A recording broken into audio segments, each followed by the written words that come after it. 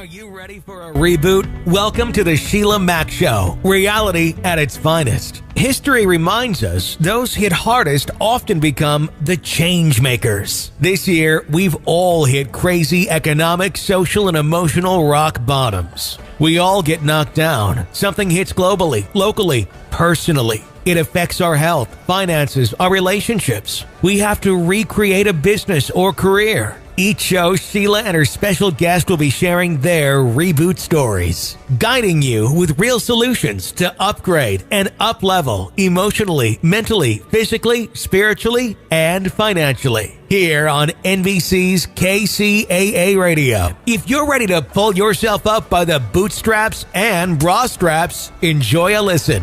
Here's Sheila. Welcome to the Sheila Mack Show, reality at its finest. Here we have real people sharing real stories and actionable steps to help you reinvent, rebuild, and reboot your business and personal life on your terms. I'm your host, Sheila Mack, and today we have special guest Stephen Watson here. And Stephen, could you just introduce yourself briefly? Well, hi, Sheila. First, thanks for having me on the show. I'm a guy who grew up in Inglewood, California, and my whole life I've had the honor of mentoring several young men, and I've been a personal trainer my whole adult life, and I've always had theories that I use to help teach my students, my people I mentor, as well as to keep my own crazy self in line. And throughout my life, people have said, you should write a book, man. You should share these theories with everybody. You can make the world a better place. So I figured, heck, if I can, may as well. And so I wrote a book called Me in Theory, and I've released it. And that's what I'm here to talk to you about today, Sheila. All right, wonderful. Well, this show actually came about based on my new best-selling book, Bootstraps and Bra Straps, the formula to go from rock bottom back into action in any situation. And this last couple years, we've had every situation. So I'd love to start off, yes, by asking if you have a time in your business or personal life where you experienced a tough situation and how you got back on track. Oh, well, almost every business endeavor I've ever had has had rough times. I mean, you're very unrealistic to think that it's always going to be sunshine. You know, every now and then you got to be ready to pull out the umbrella and deal with the rain. Yes. And well, for example, I just moved to El Mirage, which is out here in the high desert in San Bernardino County. And I opened up a training camp called the Beyond Next Level Training Camp. I teach kickboxing. I have a program I called Fight for Fitness. And I did it, I opened it up about maybe 6 weeks before the pandemic hit. Oh, wow. Yeah. So, you know, I don't even think I really need to go into details as to how harsh it's been since then. You know, I am out in the high desert. It's the kind of place to where you come and camp out and do, you know, kind of hardcore training sessions. Yeah, the weather's crazy all year around. It's either super hot or super cold. There's wind and all kinds of stuff that'll take whatever you do in your gym to the next level out there. Yes, yes, yes. Yeah, this is quite a different time, and resourcefulness is everything. So we are challenged in new ways, so many challenges. And I thought I was going on a book tour, and the next thing you know, it was an online book tour, and that's how Right. it goes. Well, there would be another one that I'm dealing with. Yes, yes. So that's kind of the thing. And I'd love to hear maybe your favorite chapter in the book and just a little overview of your book. Okay, well, thank you for asking. I'd have to say theories in the book because the theories are each one page. It makes a great coffee book table because you can read from it, set it down, and come back anytime. Your guest can pick it up and just browse it. And it's not something that you have to finish at any time. You get the theories you want out of it and run with those. And so that's, you know, something that myself, as well as a lot of people who don't have a great deal of time, like is the fact you don't have to sit and go cover to cover with it. And one of my favorite theories is one because I use it all the time these days. And it's a theory, Sheila, with each of my theories, I have a little story that I tell as to, you know, kind of how the theory came about. So one day I was down on my boat in the marina and I was coming off of my boat with a young lady I was dating. And we walked off the boat, and there was a circle of guys up there, and they all laughed. And I thought, well, that's horribly rude and disrespectful. You know, especially to say in front of her. If you think we're just being the boys, I still wouldn't have liked it, but I wouldn't have found it to be such a problem. And it made me angry, Sheila. And I was going to go over there and say something. And the woman I was dating, Kelly, she grabs my hand. She goes, come on, let's go for our walk. And we got, a few paces up, and she could see that it was still bothering me. And she turned and stepped in front of me. And Kelly was not known for being one of the most, she was crazy. She was loads of fun. But she turns to me and she says, baby, don't let it rent that much space. Yes. And to this day, when some idiot cuts me off on the freeway and I start to feel my blood pressure rise, I hear her voice say, baby, don't let it rent that much space. And so that's one that is in the book that I think would help everybody on a day-to-day basis, like it does me. Yes. Constantly telling myself, Steve, chill out. Don't let it rent that much space, dude. It's not that big a deal. Nothing is. That's so good. And I think this whole season of craziness has put things in perspective for everyone, because we didn't know how good we had it. We were really didn't. We were free. And I think a lot of people are starting to realize, why am I paying all this rent for buildings when I could have done this from home to start with? So, there's a lot of brick and mortar renters, not just stores, that are, probably going to feel the bad side of this whole thing. And another theory in my book is, if you built it, you can rebuild it. Exactly. So, and when you rebuild it, you'll probably be better and stronger and more efficient, because you already have the experience of having built. So true. And so that's something along the lines of what your book and what you're talking about. It's about, sometimes it's not about how great you can build it, it's how great you can rebuild it. Yes. And there's something that happens. I have this mantra that the universe conspires for our highest and best good. And so when we get a redirect, a course reroute in life, whether that's a divorce, loss of a loved one, going through a tough situation. I had a house burned down in the Ventura fires. So, crazy stuff happens. That's the inception of the book, was that. And so when these things happen, they're out of our control, but really they're rerouting us to something even better. And it's hard to believe that at the moment, but later on, when you look back, you're like, okay, I see why that had to wake me up for whatever reason. And so it's a catalyst. I believe it's a time whenever you go through a situation like that, where you can truly reinvent life or business on your terms. Absolutely. And yes, that makes a big difference. Well, life sometimes takes us in directions we didn't know we were going to go in, and one of the theories in my book is called the current. And life is like the current. It's like a river. It's going to flow in the direction it needs to flow. And usually the only thing that messes it up is when we stick our hand in it and try to mess with the current. If we just stay out of the way and let it flow, it's a beautiful thing. It gets to where it's going. But as soon as we stick our hand in there and try to run things, next thing you know, the water splashed all over the shore. It's in your face. It's on your shirt. It's everywhere except for where it's supposed to go, downstream. Yes. And so that is another theory in the book. I have one that I want to share for the holidays, actually. Definitely. Because it is that time of year, and sometimes they share opinions that end up leading to fights.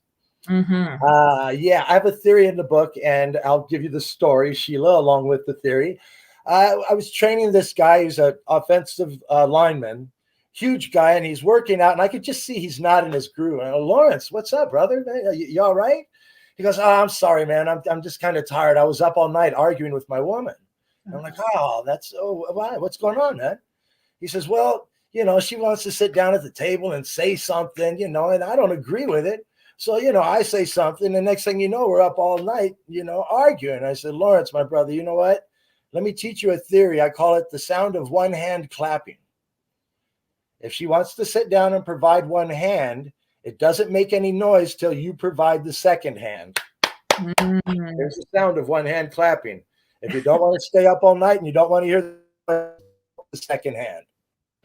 So for those of you out there who are going to end up in political, religious, or sexual, what starts out to be opinions over the holidays, please remember the sound of one hand clapping. If you don't wish to be in an argument, don't put yourself in it. Yes, that's it. It's boundaries, especially during this time. You go back to relatives, family, and the next thing you know, we kind of revert to when we were a younger person, and it's like, okay, now we're gonna start answering questions or being put on the spot, and it's different. You have a different relationship now with your parents or with your elders in your life, With and everybody. yes, with everybody, relatives, brothers, sisters, whoever. And to be able to set the new standard for how the relationship moves forward, sometimes you have to have conversations and sometimes you don't need to. You don't need to, provide that other hand, like you say. You don't need to get in those conversations. You can reroute to a different discussion and keep it light. And every now and then asking yourself, is there any good to come from this, is a really, really smart thing to do. Yes, you always know where the conversation is going to end up. If you've been there every season, every holiday, you already know. People are out there arguing for the sake of arguing, and it's like, really?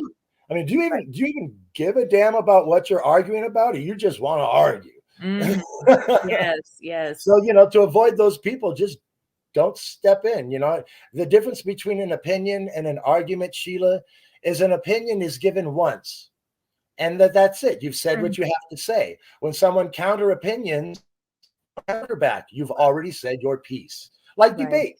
If you ever like debate club, once you've said your piece, the other guy says their thing, you're done, man. Exactly. You better have covered it in your time. Yes.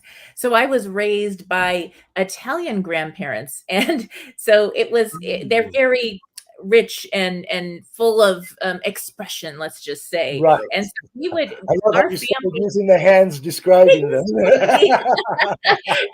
and so the thing with that was that we would say, things would be said at the table, and it would be like, and then everybody hugs and it's over. Yeah. It wasn't personal. It was just, let's all express ourselves. And it was very direct. And sometimes grandma could tell some dirty jokes, let me tell you. and it was great, but it was different.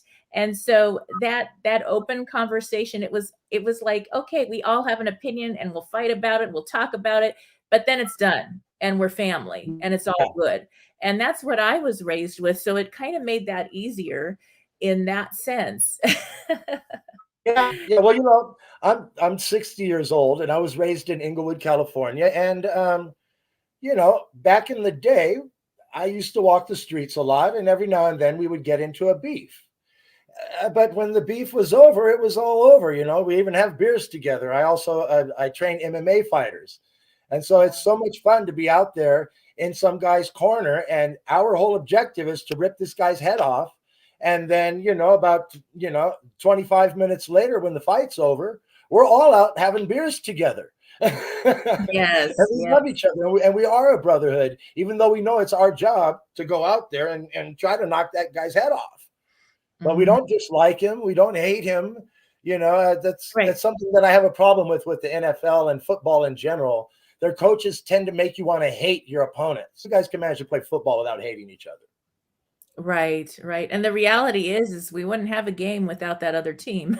So we certainly wouldn't. And as Buddha said, is so quoted, I didn't put it in the book, but to hate somebody is like taking poison yourself and expecting somebody else to die from it. That's so good. It's a powerful thing to get to the point where you're good and you don't have to continue to hold an emotion or a blame. I feel like that point in our life is really the empowerment point where it's like, you know what, that problem, situation, person, negative thing that happened, it doesn't affect me, because if I continue to blame that person, this trauma happened. Okay, stuff happens to everybody. And the reality is, you have to go through grieving, whatever you need to go through to heal. But as long as you keep blaming that situation for your current situation and choices, who owns your life? That Exactly. All you've done is given control away yes, yes. So when you blame somebody else. exactly. And And when I'm you so say, glad you said that, Sheila, too, because some few people actually realize what statement they're making when they blame somebody else. They're screaming at you. I have no control over my own life. Anybody else, even a stranger, can step in and run my life. yes, And yes. that's a horrible, sad, pathetic place to be, in my opinion. It really is, and it's a place that I don't know, society tends to teach even young children, that's what you do. "Oh, well, the dog ate my homework," Yeah. whatever it is, and whatever the situation is, and so, I think just learning to do that, you're so free. The moment I did that, I was like, "I'm done. I own my problems, my good and my bad, and my indifferent things I need to work on. I own it all. Nobody else gets Well, to own it. yeah. I mean, Not a bit." blame should be a recognition of what went wrong so Yep, that you can fix it. It shouldn't exactly. be a reason to not deal with it because you have somebody else's lap that it got dumped in. Mhm, You know, mhm. people don't want to take responsibility. People are very, very quick to point out problems, but it Yes, doesn't seem like anyone feels it's their job to solve them. right. Yeah. Yeah, Oh, this is wrong with the world. That's wrong with the world. Well, that's great. Well, what the hell are you going to do to fix it, buddy? yeah, You know, exactly. How are you we, showing up? yeah.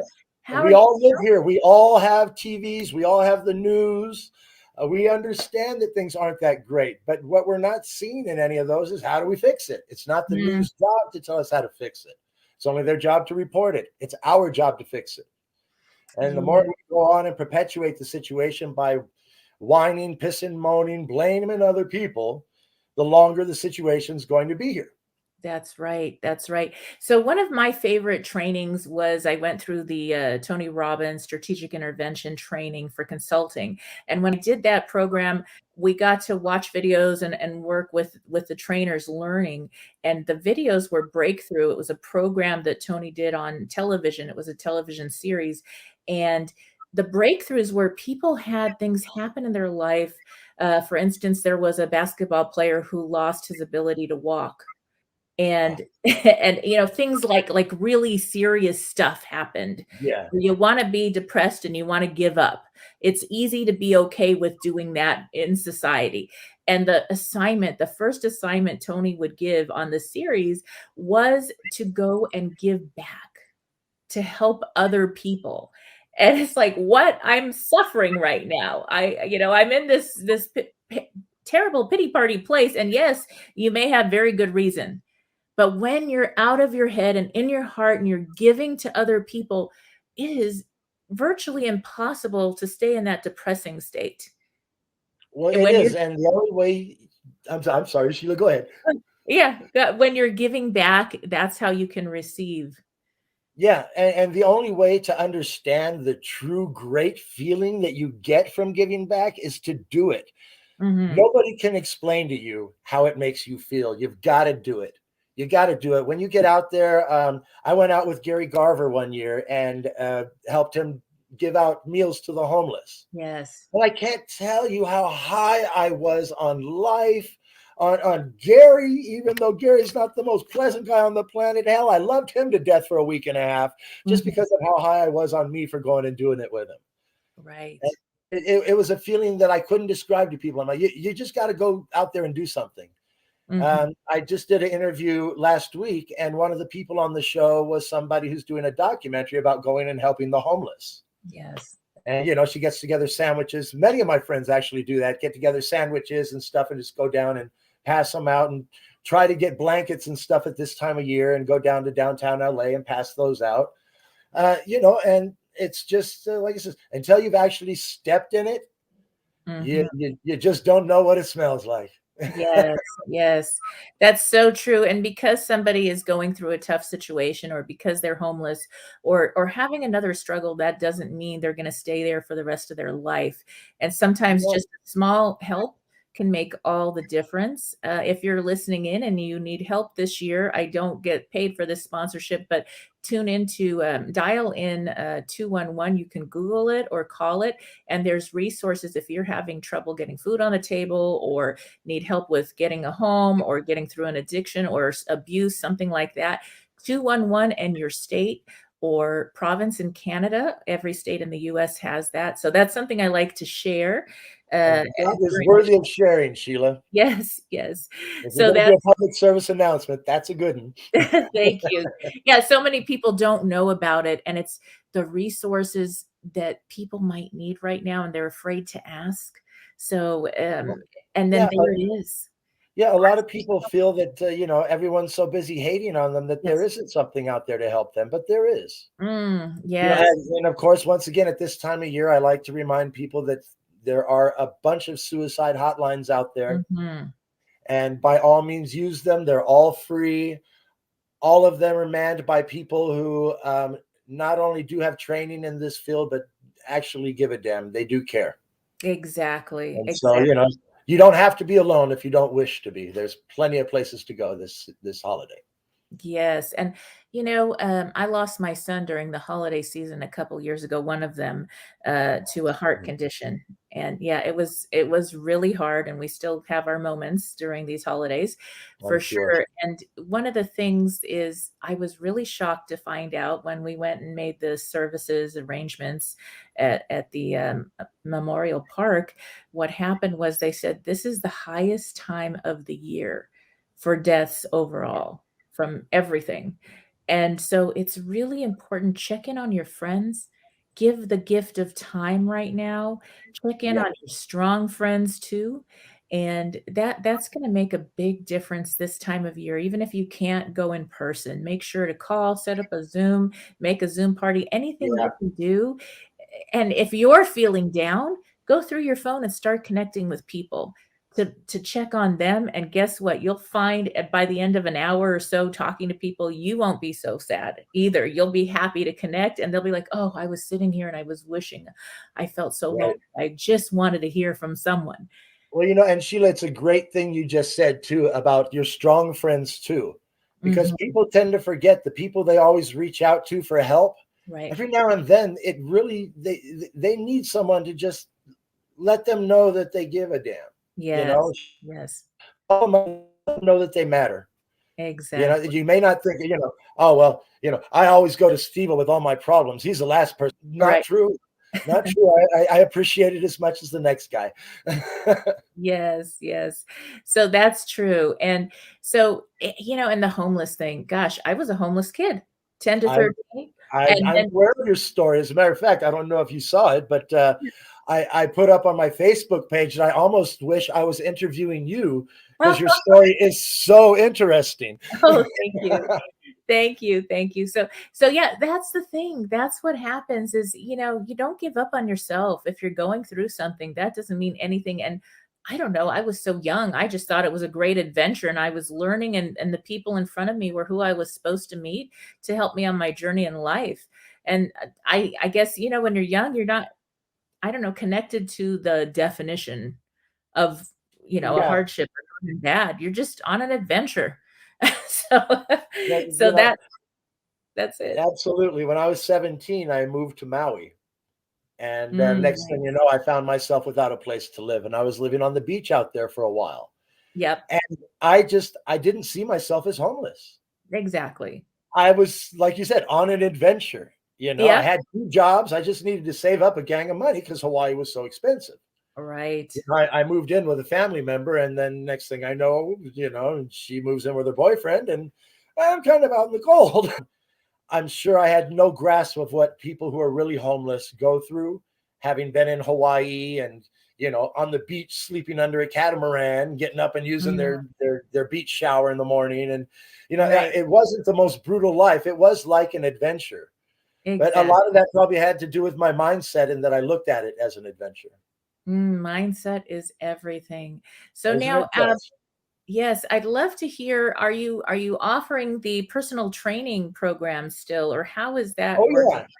Oh yeah. Well, right now I still, as a matter of fact, I have a client who's starting up today at 5 o'clock, coming Yes. out and going to strap the gloves on him and have some fun. But I'm Awesome. still doing it. I'll always do it because I love doing it so much, and it keeps me young.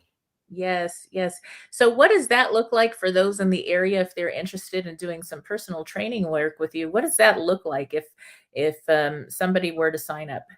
Well, I can tell you if you'd like to have a sneak peek on Yeah. my Facebook page, and here's a bunch of confusion for everybody, Sheila, that while I'm on the air with you, I might go ahead and shed a little light on. I have three different names I go by. One of them is my given name, Stephen T. Watson, which is what I use as a writer. One of them is Steve Jones Watson, which when I got married, I took my wife's last name, Jones, as well as she taking mine. I thought if she's going to take mine, I should take hers. And I Right. became Steve Jones Watson and registered that name with the Screen Actors Guild because I'm also an actor. Mm-hmm. Unfortunately, the marriage didn't work out. Sometimes vines grow in different directions. Right. Nobody has to be a bad guy for things to not work out. And it didn't. And so I still have the name as my Screen Actors Guild name, even though we are not married anymore. A screen name that I use, Bon John Sin, that is my non-union name. So when I do films that are non-union, I can't use Steve Jones Watson because it's a union registered name. I go by Bon John Sin, which I've done. I've hosted several radio shows and podcasts under the name of Bon John Sin. And I actually on a site called Presto Experts, I give sex therapy and wellness advice and help to people on that site as well under the name Bon John Sin. So I have three different names. On Facebook, if you go to Steve Jones Watson, I have a page called Fight for Fitness, which is the training program I do. There's a bunch of pictures and videotape of me doing the Fight for Fitness thing. But in short, it's like kickboxing. I teach you the basics of Muay Thai kickboxing, and I bark out commands, and you hit gloves on my hands. Kind of have a good time, blow off steam, and by the time you're done, you don't realize what a hell of a workout you've had until the next morning you get up and you're just everything through here is like, oh my goodness. Yes. That pain of it's working. This is awesome, I think. Well, Yeah. and for most people, actually, most of my students are female, housewives, moms, people who, got a little steam they'd like to blow off at the same time as they get their workout. And I've had several of their spouses and boyfriends tell me, dude, you're my favorite person on the planet right now. She comes home just so happy. And so that's what it's all about. It's sometimes it's not just about the exercise. It's just the blowing off steam, spending energy doing something you enjoy. And I tell people, I don't train your body. I train your mind. I don't reach over and move your muscles. My job is to move your mind. And I use these theories in the book to move people's minds. This is what I've always used to move people's minds. And this is why people have said to me, you should write a book, because I'm always throwing these theories out. If you were to ever train with me, one of the things, I'm really easygoing as a trainer, but I do have one must. It's that you're never getting over the last round. You're always getting ready for the next round. Yes. And I show people what it looks like when you're getting over the last round. I'm bent over, my hands are on my knees. I'm huffing, I'm puffing, I'm looking around like, oh, somebody help me. I show what it looks like to be getting ready for the next round. I'm standing there bouncing back and forth. I'm getting my breath ready, and if you're going to look across the ring at a fighter, which guy would you rather look at? You want the guy who, which fighter would you rather be? The guy who's, up and ready. The other guy looks like he's about to get knocked out, just getting up off his stool. And so you always, when we do these things, we'll go 3 minutes hard. When you do your 1 minute, there's none of this sitting over there thinking about, oh, I'm sore. Oh, that punch I did right, that I did wrong. You need to trust yourself that you know what you're doing well enough to take what you need from it and let the rest go. It's all about the next round. And as most training theories go, this theory works extremely well in all of life. Yes. Yeah, if you're too busy getting over the last round, how are you going to prepare for the next round? How are you going to live the next round? You sure as hell don't want to drag the last round into the next round because it's done. It's over. You've already been judged for that one. So true. Yeah. So, sometimes you meet someone and they're stuck in the last round of life. A lot of people are. Yes. 20 years ago, they got divorced. 30 years ago, their mother told them something when they were 4, Oh and my it's goodness. traumatized them for life. And they're in that round. And you know what? If you're not prepared for the next and you're living there, every time they retell the story from that perspective, they're just reliving it, and they've never left that situation behind. And to go full circle on you, it tends to be that people like that tend to also be the ones who want to blame somebody else. Yeah, exactly. Exactly. Yes, yes. And to be free of that and know that, Yeah. yeah, that happened, but it's an empowering thing now. And maybe you use it to help someone else, but you don't live there anymore. Yeah. It's life changing. It really is. Well, It really another is. thing I do that I've always done my whole life, back when I lived in Inglewood, my boat in the driveway we used to jokingly refer to as the Inglewood Betty Ford Center. Because I had a lot of friends who had slipped and gotten into drug situations, and they would come by there because they know I'm not going to let them mess up. Like, Right. get your butt up on the boat. You can come in the house, clean and shower and everything, but you and me are going to be in the backyard together for 2 weeks. You're not going anywhere. Yeah. And that used to be something that I did a lot in Inglewood, and I still do it out here. I'm Mhm. always trying to reach out and help those who have been beat down by the weakness called addiction. Exactly. And I have 2 theories in my book that deal very strongly with that. Mm-hmm. And one of them is when a luxury becomes a lifestyle. Be very, very careful. A lot of people find themselves, oh, I just play with it. I just toy with it. Next thing you know, they're doing it in the morning. Next thing you know, they're thinking about it all day. This is when a luxury becomes a lifestyle. This is when you need to pump the brakes, take 2 steps back, and put your own butt in check. So Very true.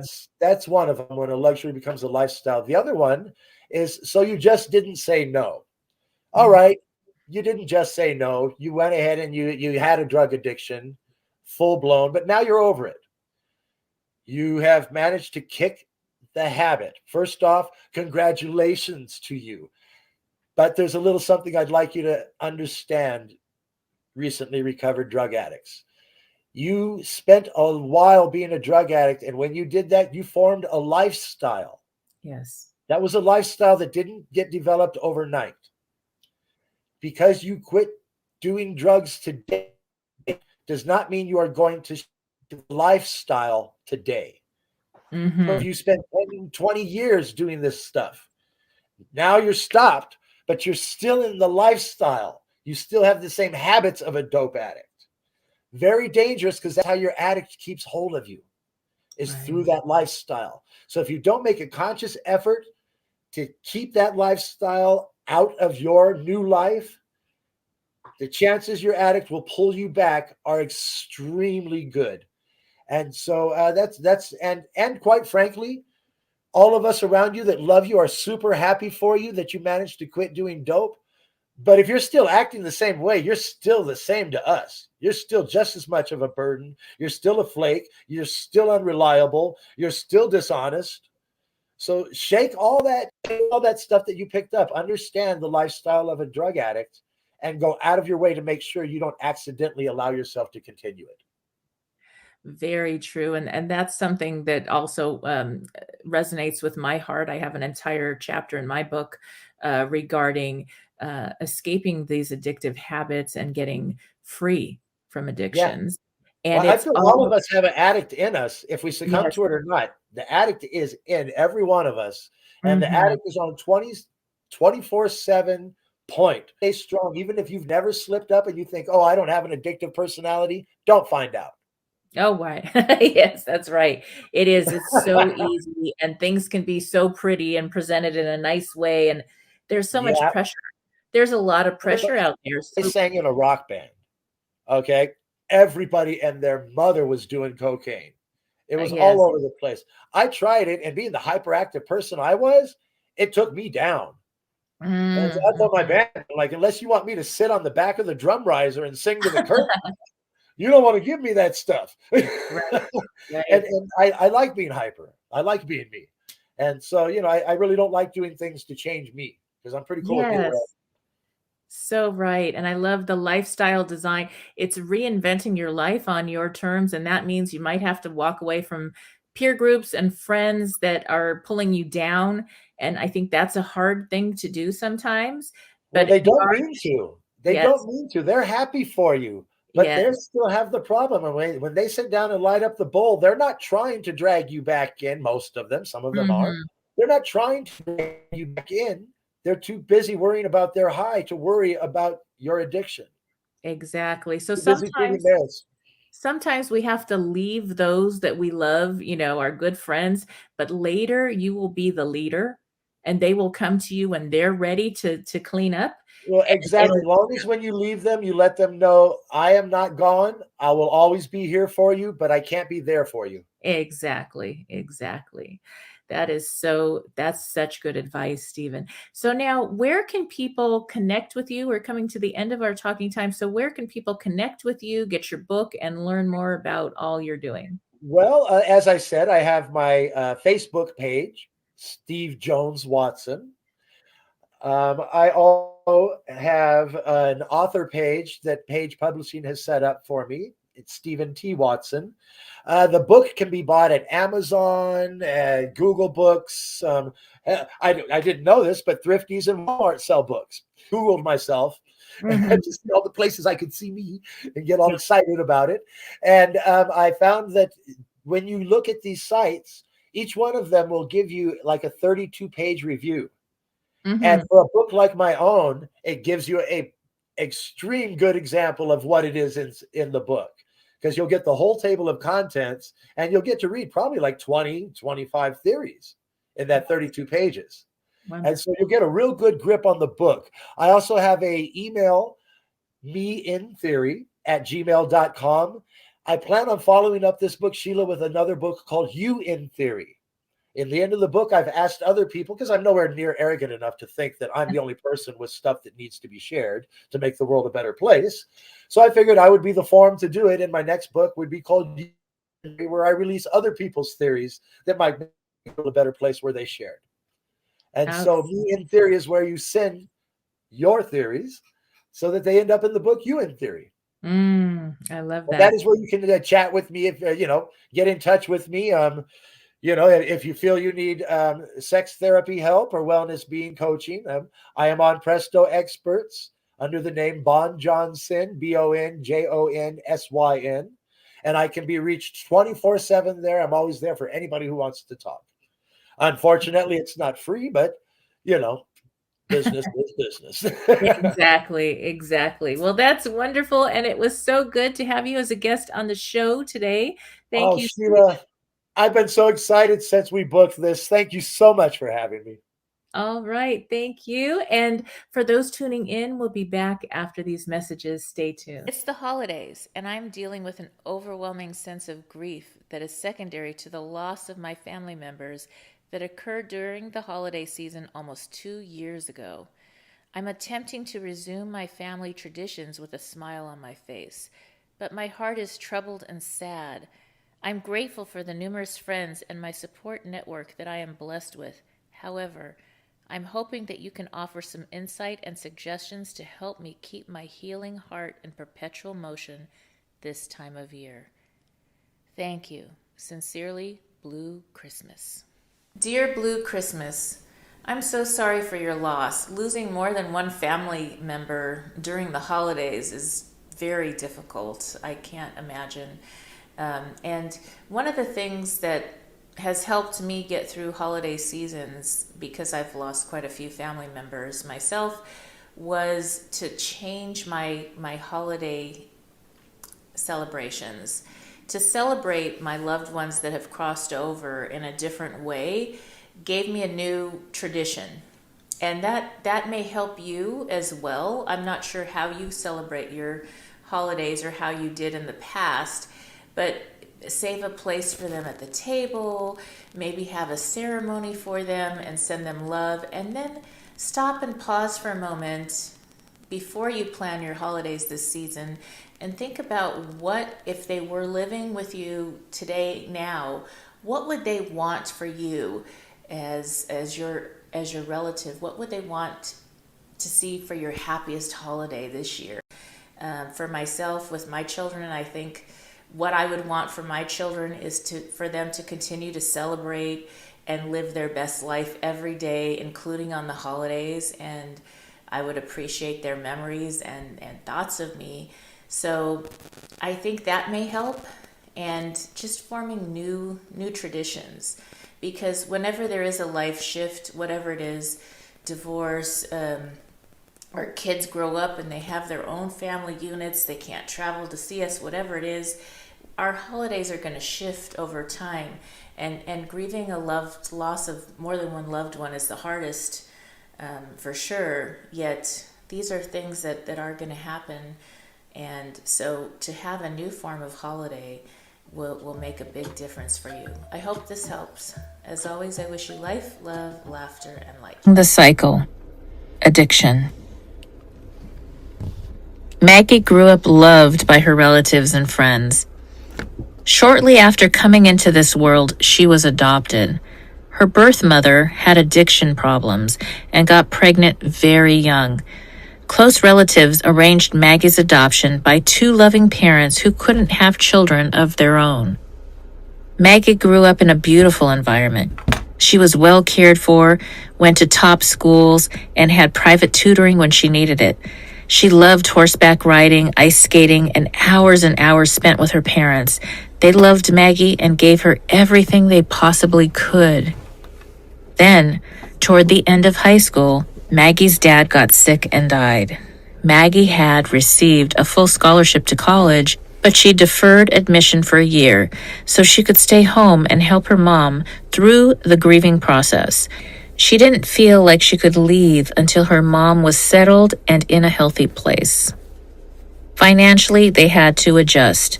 They sold the house Maggie had grown up in and moved to a smaller one across town. She finished high school, but one by one her friends left for college and Maggie stayed at home. In high school, Maggie hung out with friends and had a beer or smoked a little pot, or whatever kids do that we don't want them to do.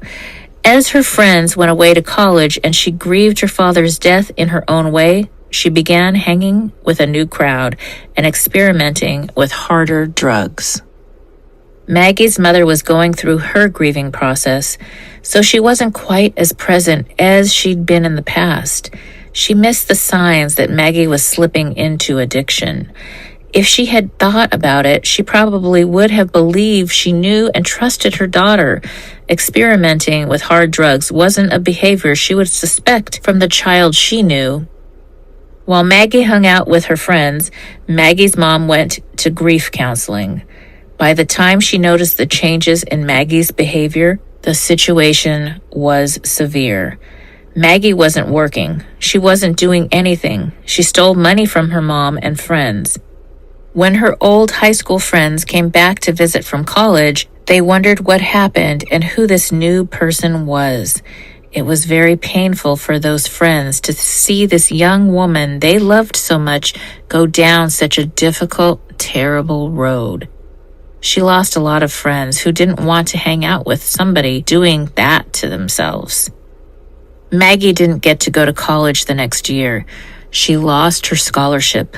Now her mom had to go through a new grieving process, losing the version of the little girl she thought she knew. Filling a void. People aren't born smokers or alcoholics, but they may be at risk for addiction.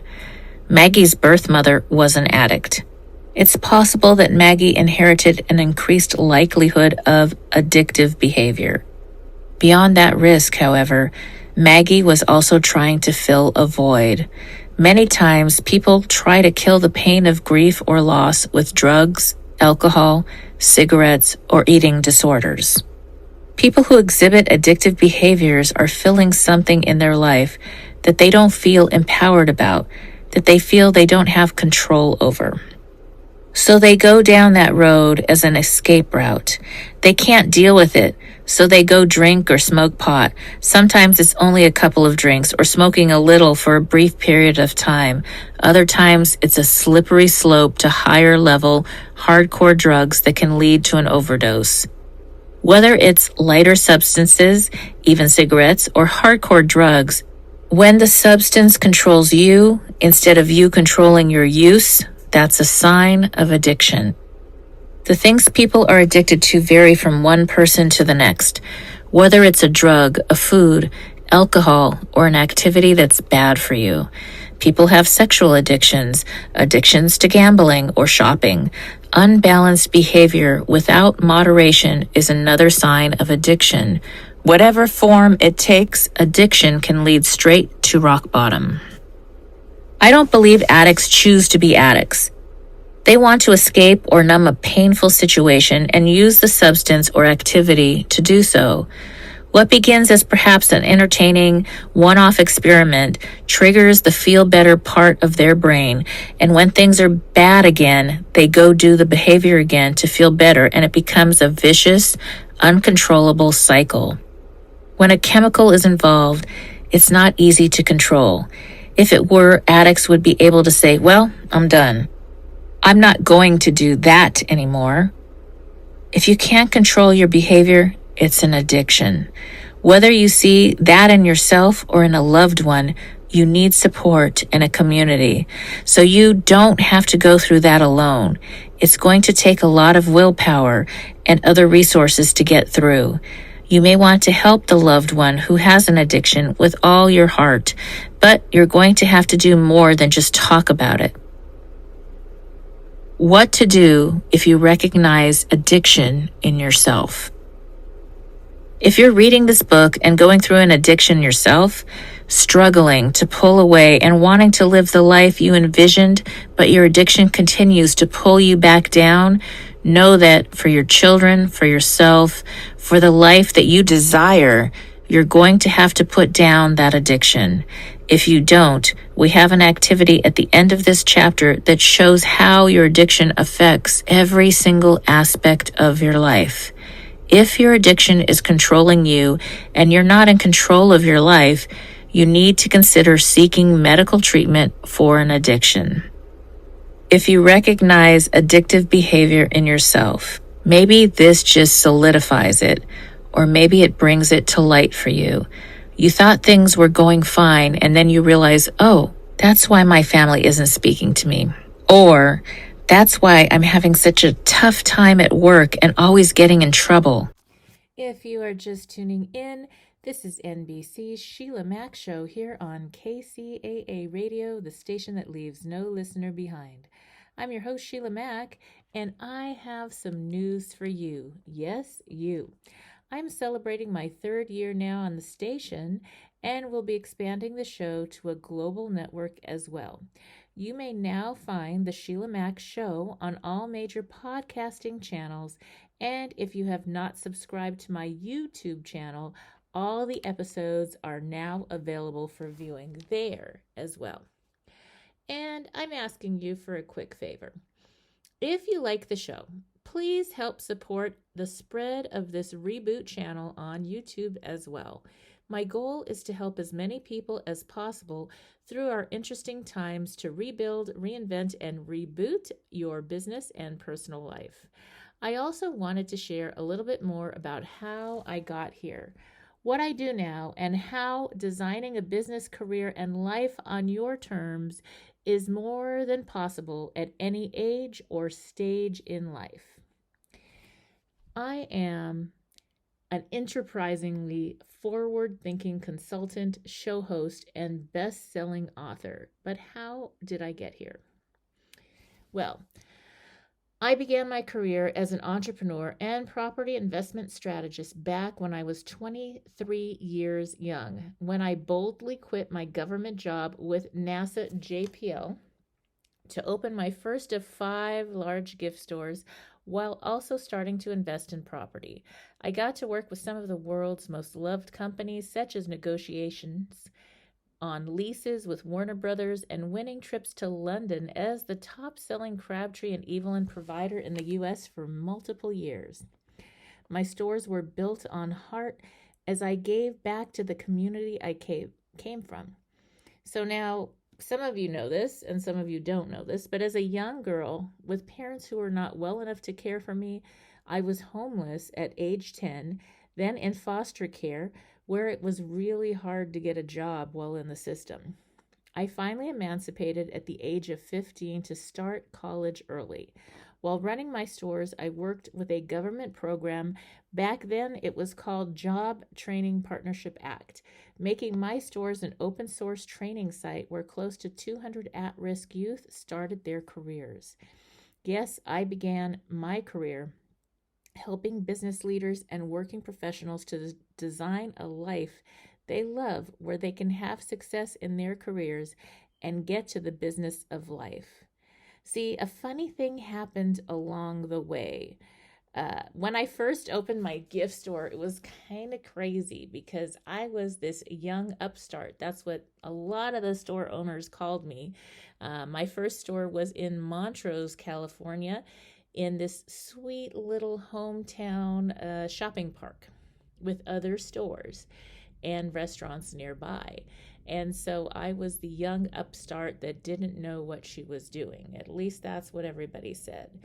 And I didn't really care what they said.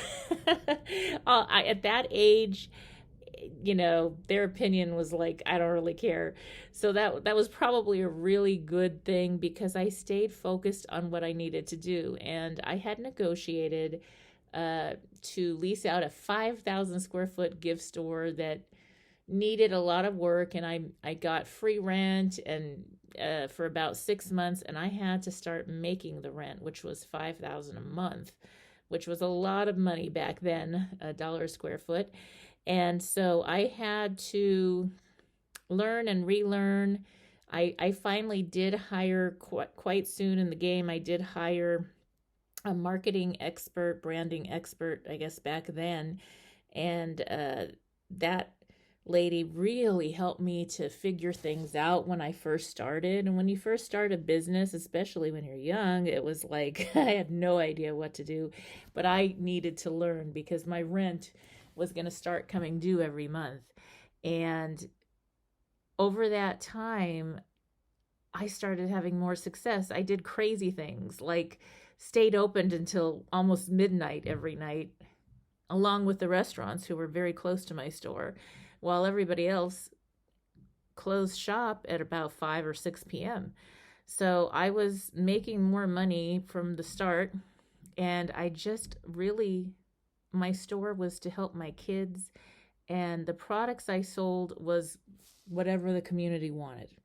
I sold lots of things to people in the entertainment industry.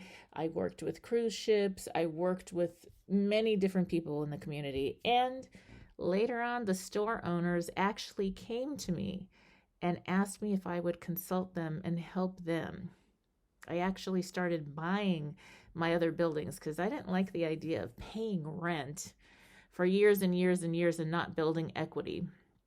So I did get my real estate license through that and invested and bought my other 4 store buildings. And lots of the other store owners worked with me, paid me to consult and help them do what I was doing. And I didn't really even know it was called consulting. I just knew how to figure it out, I guess. And so that's how I started my career.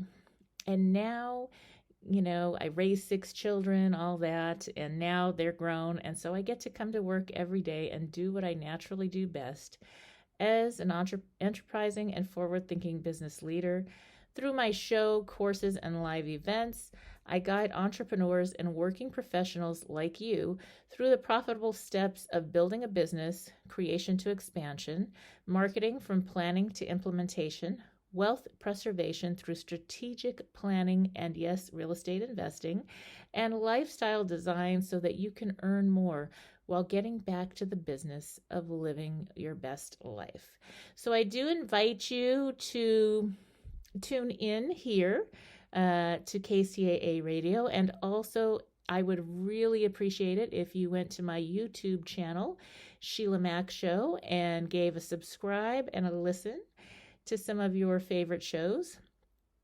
And I do have some other exciting things, including a free gift to thank you. So if you go to www.sheilamac.com, that's SHEILAMAC, SHEILAMAC.com, there you can get a free gift to get started on your reboot this year.